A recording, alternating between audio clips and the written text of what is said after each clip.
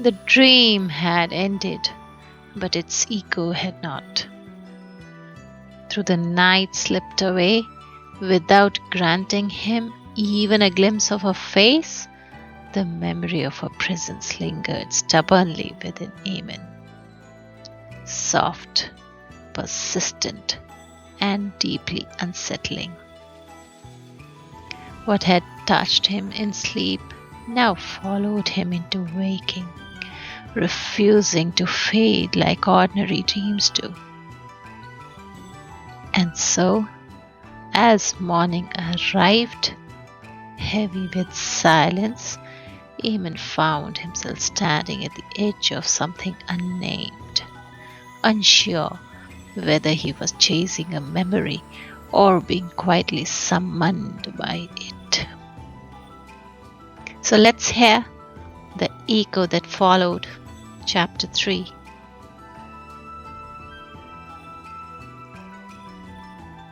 The morning sunlight stirred Eamonn awake, its golden rays mingling with soft breeze that slipped through the window pane.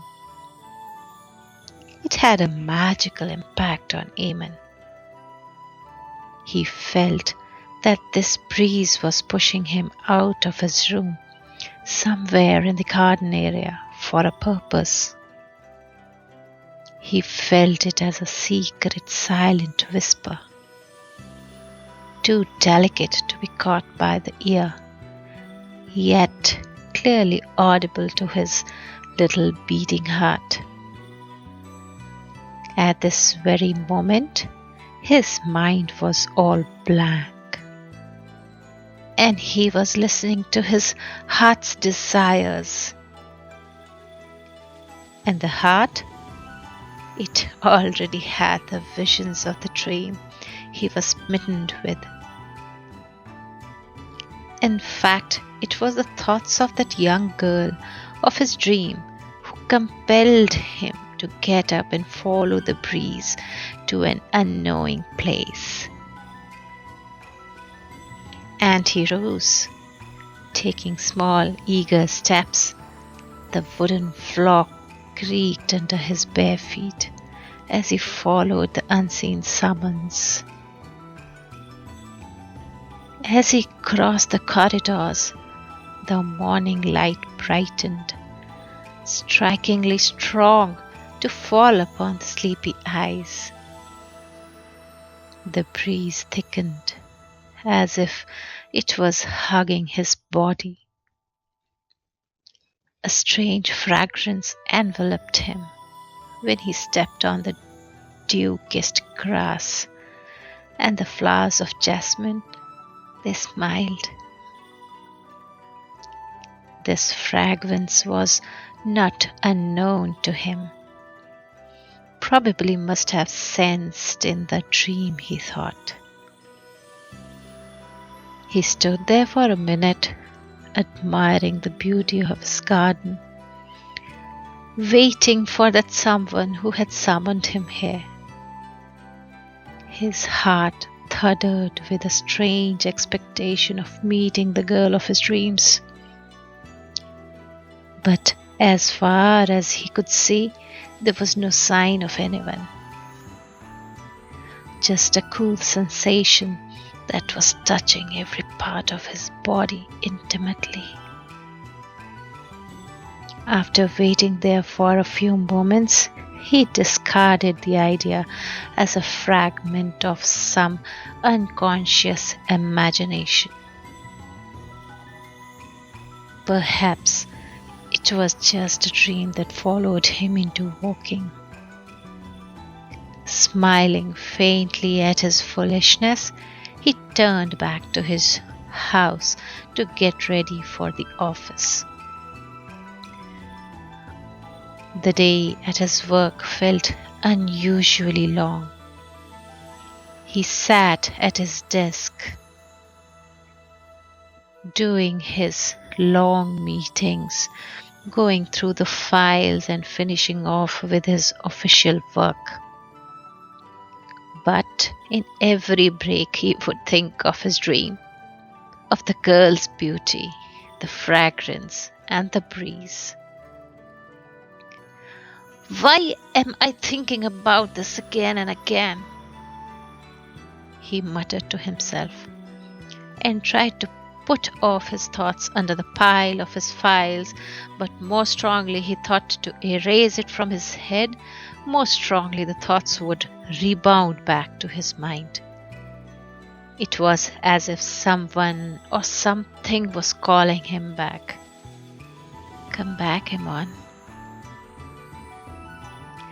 It was almost time to go back home now. He had finished all his work except a few meeting calls that he decided to do at home. Working in an Indian atmosphere was quite comfortable for him. The office staff respected him and followed his every order rather lovingly.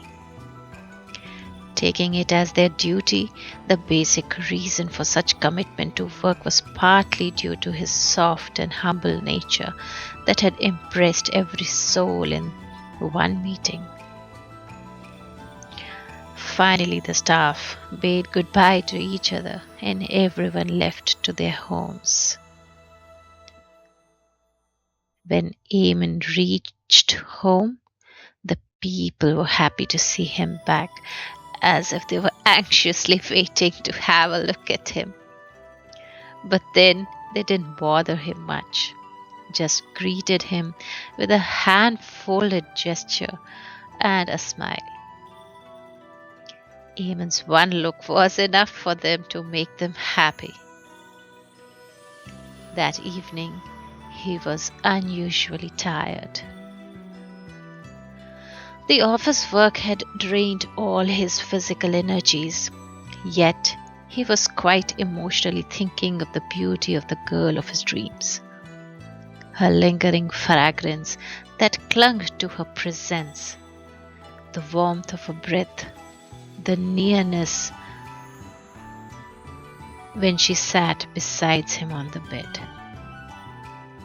whispering words that were still echoing in his ears. That feathery touch of her hair on his cheek had left a splendid impression on his heart, and so he anxiously desired to see her face in dream today. As he slept beneath the sheets, his mind whispered the same wish over and over again. Tonight I must see her. She should not hide anymore. Just once, let me see her face. With that desire of mind, he drifted into sleep. But sleep betrayed him today. In spite of repeated affirmations, the night passed in the haze of darkness. No dream, no dangling bangles, not even a faintest glimpse of the unseen figure. When he got up, it was early morning, a morning without any breeze or any summons. The silence pressed upon her heavy and unfamiliar. He was disappointed. When he intended to see her face, she hadn't even come to his dreams. Still deep within, the ache remained, not weak but stronger. He muttered to himself, "Who was she? Why did she come only to hide? And why, despite not knowing her, he was drawn to her as though she was a missing piece of his own soul?"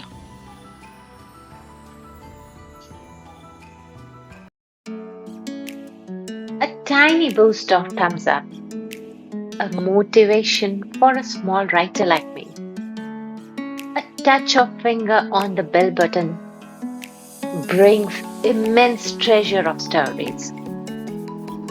If stories move you, stay with Pillow Talk Tales. Please subscribe. Thank you.